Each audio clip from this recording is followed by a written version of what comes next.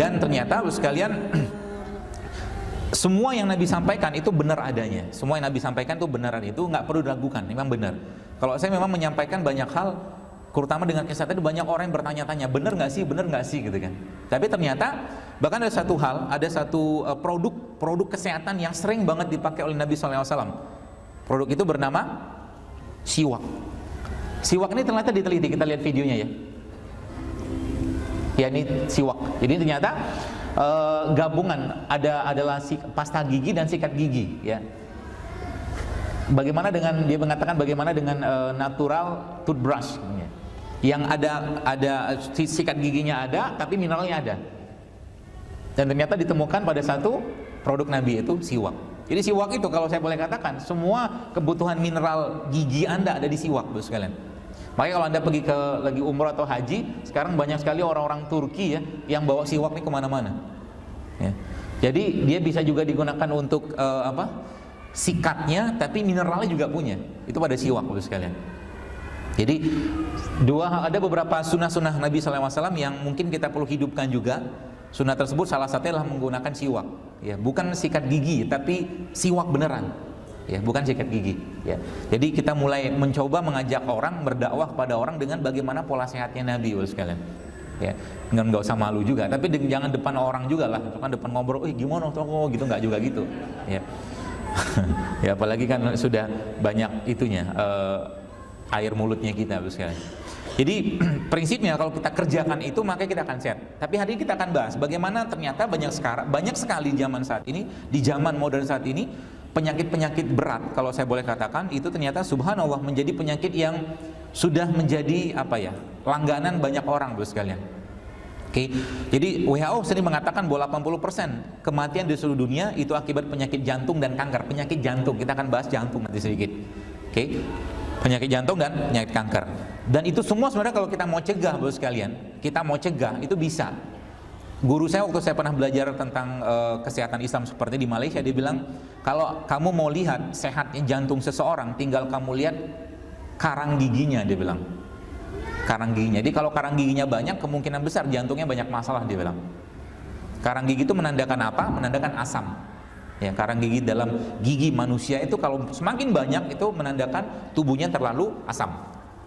Jadi kalau dibersihin gimana? Dibersihin ya bisa gitu kan. Cuman kalau nggak ngubah apa yang dimakannya, insya Allah juga akan bermasalah. Tetap akan bermasalah. Jadi bukan cuman masalah secara strukturnya Bapak sekalian.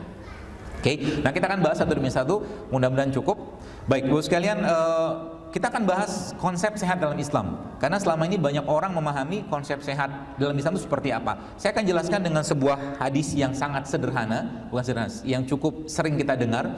Hadis ini berbunyi Nabi SAW bersabda bahwa yang halal itu jelas, yang haram itu jelas. Innal halal bayin wa haramu bayin wa innal bainahuma mushtabihan.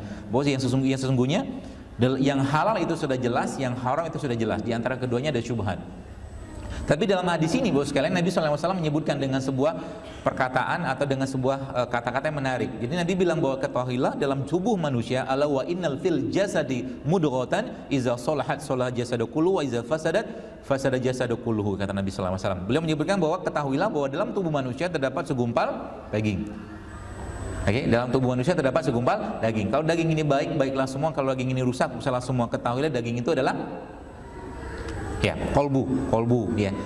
Hati, kalau hati terminologi medis mungkin kita akan bahasnya hati itu liver, tapi di sini bukan hati itu. Karena ini bahasan daging. Oke. Nah, Bapak sekalian ternyata yang dimaksud di sini adalah kolbu ini. Kalau dalam bahasa Inggrisnya dia heart sebenarnya. Jadi kalau secara substansi sebenarnya kalau saya boleh mengambil dari beberapa rujukan, ternyata yang dimaksud Nabi di sini secara konsep sehat itu sebenarnya bermula dari sehatnya jantung.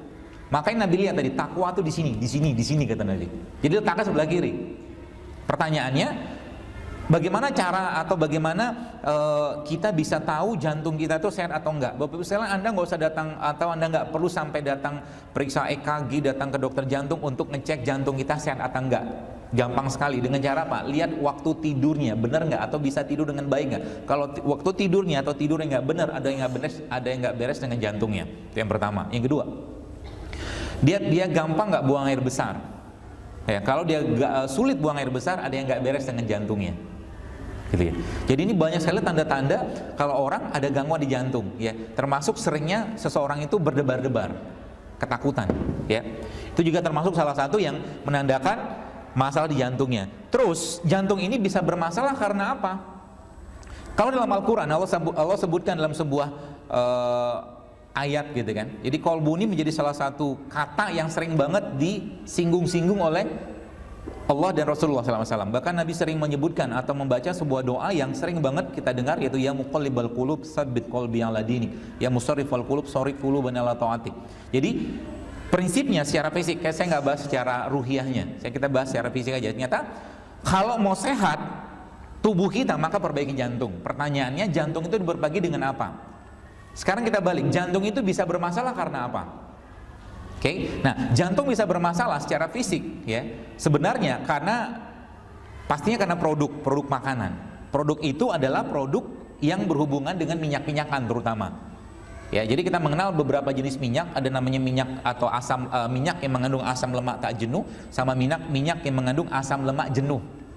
Ya, jadi asam lemak jenuh sama asam lemak tak jenuh. Yang jenuh apa? Seluruh produk-produk yang dimasak dengan menggunakan minyak kelapa, minyak goreng seperti itu. Itu lemak tak jenuh semua.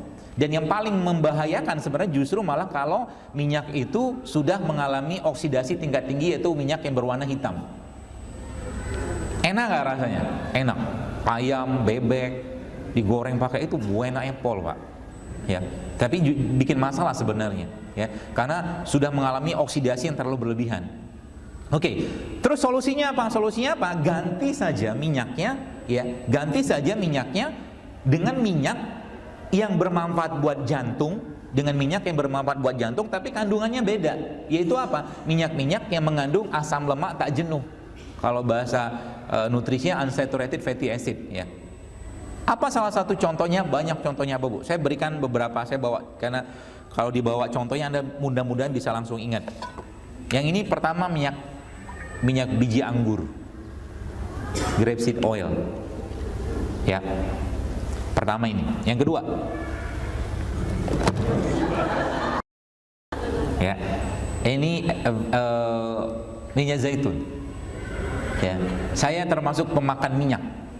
Ya, sahur tadi pun saya nggak makan apa-apa, cuman makan minyak sama minum air saja, sama kurma 3 butir, cukup. Ya, minyak. Ini grapes, ini minyak zaitun, ya. Minyak zaitun yang terbaik yang ada di mana? Yang ada disebutkan dalam Al-Quran, yaitu la syarqiyati wala gharbiyah. Minyak yang tidak tumbuh di barat dan tidak tumbuh di timur, pohonnya, maaf. Ya, dalam surat An-Nur, la syarqiyati wala gharbiyah. Pohon yang tidak tumbuh di barat, tidak tumbuh di timur. Di mana? Kalau menurut yang saya baca dan para ahli-ahli naturopati mengatakan minyak terbaik itu justru malah letaknya ada di Palestina. Jadi minyak zaitun terbaik itu letaknya ada di Palestina. Kalau ini kan Spanyol. Oke. Apa minyak lagi? Ini lagi banyak, Pak. Stoknya, Pak. Ini minyak. Kalau ini VCO. Bedanya sama 3 ini apa? Beda. Kandungannya beda semua. Minum sekaligus boleh nggak? Boleh aja kalau mau. Tapi rasa minyak ya begitulah. Ya. Apa bedanya dengan semua? Yang jelas kalau untuk, jadi gini, lemak itu dia bisa memberikan energi kalau terbongkar, terutama lemak-lemak yang bersifat lemak jenuh, maaf, kalau terbongkar dan menjadi lemak baik, gitu ya. Makanya kita disuruh bergerak. Nah, ternyata minyak-minyak seperti ini, Bapak sekalian, ini bisa memberikan energi tapi untuk jangka panjang. Dia butuh waktu beberapa saat, beberapa jam untuk diolah tubuh. Ya, makanya nggak langsung cepat. Jadi kalau Anda lemes jangan minum minyak, lama segernya. Tapi kalau lagi lemes Anda makanlah karbohidrat yang rasanya manis, cepat. Makanya kita disuruh Nabi SAW makan kurma kan, karena lagi lemes tuh, suruh makan yang manis-manis. Tapi tidak semua manis itu sama. Ya, nanti kita bahas. Kalau ini jelas semua minyak-minyak ini kalau Anda makan, maka dalam riset yang saya baca itu jantung Anda akan clean, jantung Anda akan bersih. Tapi tidak cukup sekali 2 kali, Anda harus rutin minumnya. Ya, termasuk VCO ini salah satu yang saya senang, ya. Sekarang pun saya lagi minum ini, kenapa? Karena VCO ini punya satu bahan atau asam namanya asam laurat. Asam laurat itu cuma ada di air susu ibu. VCO ini punya. Makanya ibu-ibu yang bukan ibu-ibu sih ya. Orang minum VCO ini biasanya BAB-nya bersih, kayak anak bayi. Jadi kalau Anda mau tahu pencernaan kita sehat atau enggak, lihatlah hasilnya. Ya, tapi jangan dipelototin gitu terus, iya bener ya gitu, nggak juga gitu. Sekilas saja. Biasanya para pelaku-pelaku food combining seperti itu, mereka kalau ngelihat badannya hari ini benar atau enggak, mereka ngelihat BAB-nya, fesesnya maaf. Ya, kalau fesesnya benar, ya benar gitu kan. Feses itu warnanya gimana? Anda googling aja, nggak usah kita bahas sekarang, nanti ilfil. Ya, gitu ya sekalian, banyak sekali ya. Tapi ini beberapa pilihan yang kalau saya katakan pilihan terbaik. Kalau zaitun ini merupakan salah satu minyak yang Nabi SAW sangat suka menggunakannya, bahkan meminumnya. Bahkan Nabi bagi anak-anak Anda yang ada masalah dengan ketombe, termasuk kutu, maaf gitu ya, zaitun ini cepat banget ngeluarin kutunya. Zaitun. Banyak jenis zaitun ya Bapak sekalian. Ya, ada beberapa jenis, tapi yang terbaik kalau Anda minum zaitun adalah zaitun yang judulnya ataupun namanya extra virgin olive oil. Ya, kalau Anda lihat nutrition fact di belakangnya itu nggak ada lemak, saturated fatnya hampir-hampir nggak ada sebenarnya ya zaitun. Kolesterolnya apalagi nggak ada. Jadi minyak tapi nggak ada kolesterol. Ya, jadi masalah kita zaman sekarang, jantung kita bermasalah gara-gara apa? Ya gara-gara kebanyakan lemak jenuh.